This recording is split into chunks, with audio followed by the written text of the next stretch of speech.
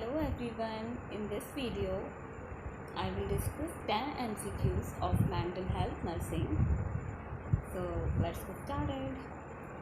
The first question is, a nurse is performing an assessment on a client with mania being admitted to the inpatient psychiatric unit. The nurse would expect to note which of the following. So it's a direct question and the answer would be inability to concentrate, right? So let me use my pen. Where is my pen? Okay, so the direct question and the direct answer is inability to concentrate. Yes, because low self-esteem, no. It's a sign of depression. Low energy level, no. Just opposite of low energy level we can see in many patients. And because of that high energy, they are unable to concentrate on a single project, on a single task, and that's why the answer would be C. And weight gain, obviously no, because of because of involvement in so many tasks, they have not proper diet. They do not have a proper diet schedule, so weight loss would be there. Weight gain, no. So the answer is C. So moving to the next question. Next question is, a nurse is assigned to care for a client being admitted to the nursing unit from the emergency department. The client attempted suicide by ingesting several sleeping pills. The nurse implements which priority action when the client arrives to the unit? And your options are given below. So you can pause the video and choose the correct answer. So you can see this is a priority based question and you have to choose your answer on the basis of priority, right? So obviously this is a case in which a patient is already tried to attempt suicide. So we place first, our first priority would be placing the client on one-to-one suicide precautions. So the answer would be A, right? After placing one-to-one suicide precautions, yes, you can check the client's vital signs. Next priority will be checking the vital signs. So if for those who don't know, one-to-one suicide precautions means putting the patient under constant supervision, because he can try to harm himself at any point of time. So our first priority would be placing the client on one-to-one suicide precautions. Okay, next question is, using an abnormal involuntary movement scale on a client. The nurse understands that this scale is used to. So for those who don't know, AIMS is abnormal involuntary movement scale, and this scale is used for the detection of tardive dyskinesia. So the answer would be B option. Time duration of this scale is 10 minutes, and this scale is having 5-point rating scale. This scale is 5-point rating scales, and 7 body areas are assessed in this scale. What are these areas? Face, lips, jaws, tongue, upper extremity, lower extremity, trunk. And for those who literally don't know about AIMS, they can review the AIMS scale for the better understanding, right? So moving to the next question. When planning the hospital discharge of a client with chronic anxiety, the nurse evaluates achievement of the discharge maintenance goals.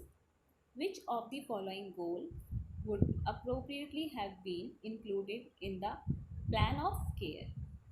First option and third and fourth option. All the three options are having one similarity, that they are not fixing the problem of the client but also giving a medium to avoid the situation, we can say. Because if we say if we can see the first option, the client continues contact with the crisis counselor. It means that the problem that that the client is having somewhat dependency on a crisis counselor always, and also the crisis counselor is not available all the time, right? In option third, ignorance is not the solution to resolve the anxiety, right? And for option B, this is not practically possible to eliminate all the anxiety from daily situations. So obviously option B is the right answer. And did you guys notice I used the strategy of elimination to find my correct answer, and also the client identifies anxiety producing situations. So by identifying anxiety producing situations, he can, somewhat he can prepare himself for the better management of anxiety, or he can, if possible, he can also avoid particularly those specific stress stimulators, right? So the option B is the correct answer. Next, a nurse is assessing a client's suicide potential. The nurse asks the client which most important question. So obviously, for who knows the risk potentials and who have studied suicide potential risk of suicide, they know very well that if a patient is having a proper plan of suicide, then it will be considered a very important risk factor to commit suicide. So the option number B would be the right answer. And if you can see option number 3 and 4 may also be the question that the nurse would ask, but they are not the most important. And in option number A, the nurse avoids the use of word why when communicating with the client. Why? Because this why, when, how, these kind of words can place the client on the defensive,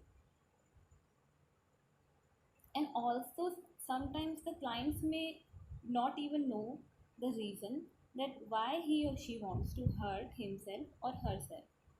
So the most important question would be option number B. Next,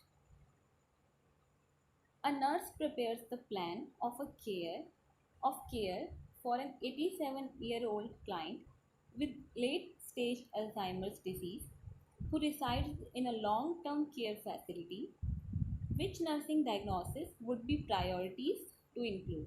Select all that apply. So, if you know the late stage Alzheimer's disease symptoms or signs or manifestations, then it will be very easy for you to choose the all the option that would be applicable. Risk of for injury, yes, because in a disease like Alzheimer, people eventually lose the abilities of purposeful movement and to walk. So possibly they can fall and there is a risk for injury. Injury. Risk for infection, yes. Why? Because they are wandering here and there in the disease condition. They are at very high risk for poisoning by ingesting bottles of noxious fluid or prescriptions if taken incorrectly. Also, if you know, the late stage Alzheimer death frequently is secondary to infection or choking. And this choking may be a source of infection due to the aspiration pneumonia. Risk for aspiration, obviously.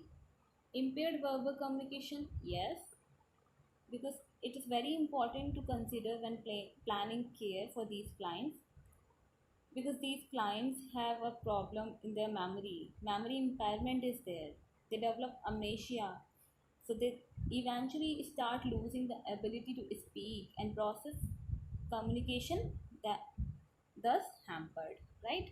And impaired urinary elimination, yes, because in the late stages you can see Urinary and fecal incontinence both are frequent in the late stages of the disease.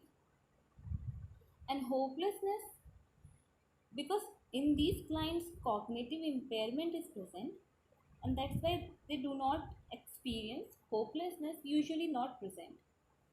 So the options which are applicable are B, C, D, E, F.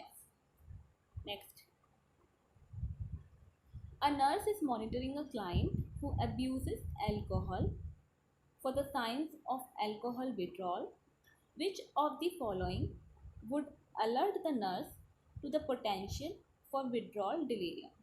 So it's a direct question. If you have the knowledge, if you know the symptoms of withdrawal delirium, you can easily take the option number D. And also you can eliminate your options. Why? Because hypotension not present in withdrawal. So option A and C are thus eliminated. And stupor usually not present. Likely it's not a significant finding in withdrawal delirium. And also give a quick review to the symptoms of withdrawal delirium. Next, okay, a family is experiencing the impending death of their youngest child who is 4 years old. The siblings are ages 6, 9 and 10. The nurse develops which appropriate goal for the family? Your options are, you can read by yourself. What would be the correct option? You have to focus on the appropriate goal for the family. So if we see the first option, it says the three siblings will be kept from visiting the dying child to protect them from being upset unnecessarily. So option A would not be the right answer, because it gives a kind of impression on the child that death is something which should be avoided. So death is a natural phenomena and this impression is not at all accepted. The second option, the parents and siblings will spend private family time together with the dying child. So the option B would be the appropriate answer, option C and D. But the parents will frequently remind the dying child to talk about, okay, so option B. Option B gives and allow the family members to have a proper time, and also when there is a process of death and loss, each person responds in his own way. So each person's needs are recognized and addressed. So for the adaptation of healthy coping skills when confronted with death, they should be given a private family time together. And when coming to option C, it says the parents will frequently remind the dying child to talk about getting better and going home. So easily we can see that this is a false reassurance, which is not right. The parents, and the option number D says the parents will wait for the children to bring up the subject of death and dying. Of course not. So option number B would be the right answer of this question. Next, a home care nurse says to the psychiatric nurse, now that the client is responding to the antidepressant, the suicidal risk is over and I can stop my visits. After analyzing this nurse's statement, which of the following is the appropriate response by the psychiatric nurse? The right option would be option number B. Why? Because suicides occur within about 3 months after the improvement begins, because the client now has the energy to carry out the suicidal intentions. So whatever the information given in option number D is a fact and it is correct. So option number D would be the right answer of this question, because mostly when improvement occurs in a client, they get the energy to carry out her suicide intentions. Next, a client wanders in and out of other clients' rooms, talking their possessions sorry, this would be taking their possessions while singing to herself and then giggling for no apparent reason. The nurse reacts therapeutically. The nurse reacts therapeutically by taking which action? Putting arms around the client. This is inappropriate, so this would be not our option to choose. Taking the client to the seclusion room until she cooperates with the unit rules. This is a kind of restriction on a client, but we will see this option C and D also. Saying, I can see you are very anxious today, let's go and play the piano. Taking the client to the lounge and saying, sit here and try to behave yourself. This is also, option number D is also somewhat restrictive. We will not choose this option.